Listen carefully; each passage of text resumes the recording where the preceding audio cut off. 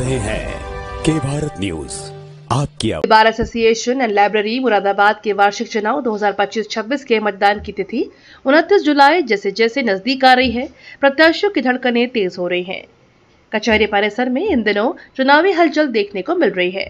प्रत्याशी अपने समर्थकों के साथ अधिवक्ताओं से वोट की अपील करते दिखाई दे रहे हैं। बृहस्पतिवार को the bar association and library Moradabad के अध्यक्ष पद के प्रत्याशी पूर्व अध्यक्ष हाजी सैयद अमीरुल हसन जाफरी को समर्थकों की भारी भीड़ और नारेबाजी करते हुए अपने समर्थकों के बीच समर्थन में वोट की अपील करते हुए देखा गया।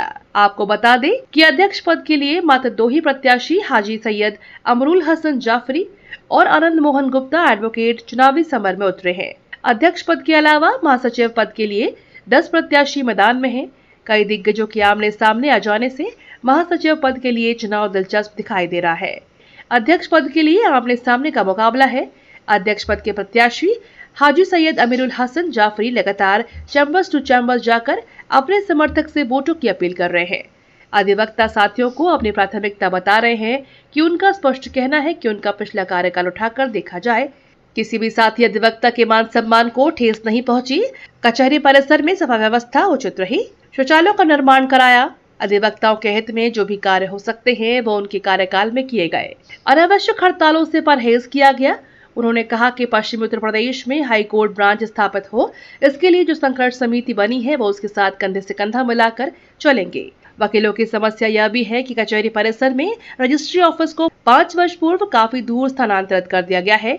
उन्होंने साथ ही अधिवक्ताओं को विश्वास दिलाया कि यदि उन्हें मौका दिया गया तो वह रजिस्ट्री ऑफिस में लाने का हर संभव प्रयास करेंगे। उन्होंने कहा कि महिला अधिवक्ताओं के बैठने के लिए बार में अलग से महिला कक्ष का निर्माण करना भी उनकी प्राथमिकता में शामिल है। एक सवाल के जवाब में उन्होंने कहा कि बार और बेंच के बीच में रिश्ते मजबूत बने रहे, यह भी उनकी प्राथमिकता है। उनका मानना है कि बार और बेंच एक ही रथ के 2 पहिए हैं, लिहाजा समन्वय स्थापित करना बहुत जरूरी है। उन्होंने यह भी कहा कि उनका पहले से ही प्रयास रहा है कि अनावश्यक रूप से हड़ताल न की जाए, लेकिन अधिवक्ताओं के मान सम्मान के लिए यदि हड़ताल की जरूरत हो तो वो उनसे पीछे नहीं हटेंगे। लेकिन इतना जरूर है कि अनावश्यक हड़तालों से परहेज किया जाएगा। हमारे संवाददाता कासिम मलिक से बात करते हुए अध्यक्ष पद के प्रत्याशी हाजी सैयद अमरुल हसन जाफरी एडवोकेट ने कहा, चुनाव प्रचार के दौरान उन्हें साथी अधिवक्ताओं का भरपूर प्यार, सहयोग और आशीर्वाद प्राप्त हो रहा है। उन्होंने इसी तरह स्नेह बनाए रखने की अपील की है। मुझे बहुत अच्छा रेस्पॉन्स मिल रहा है और मुझे पूरी उम्मीद है कि साथी अधिवक्ता का पूरी तरह से मेरा सहयोग करेंगे, वोट देंगे, आशीर्वाद देंगे। मेरा उन्होंने कार्यकाल देखा है, मैंने वकीलों के सम्मान के लिए लड़ाई लड़ी है और लड़ता रहूँगा। कचहरी की सफाई व्यवस्था दुरुस्त कराने का प्रयास करूँगा। अधिकारियों और कर्मचारियों और अधिवक्तागण में तालमेल बैठाने की पूरी कोशिश करूँगा। अधिवक्ताओं के सम्मान में कहीं भी कोई ठेस पहुँचती है तो उसके लिए हमेशा लड़ाई लड़ता रहा हूँ, लड़ता रहूँगा। अच्छा, अनावश्यक हड़तालों पे पूरी तरह से पाबंदी रहेगी, मगर किसी अधिवक्ता का के संबंध में कोई हड़ताल की जाती है और उचित है वो हड़ताल, तो जब तक हड़ताल की जाएगी जब तक उसका समाधान नहीं होगा। साथी अधिवक्ताओं से क्या अपील करना चाहेंगे? साथी अधिवक्ताओं से अपील करना चाहता हूँ कि देख के, सोच के, समझ के वोट दें। मेरे विपक्षी श्री आनंद मोहन गुप्ता जी का कार्यकाल उन्होंने सेक्रेटरी के रूप में देखा है।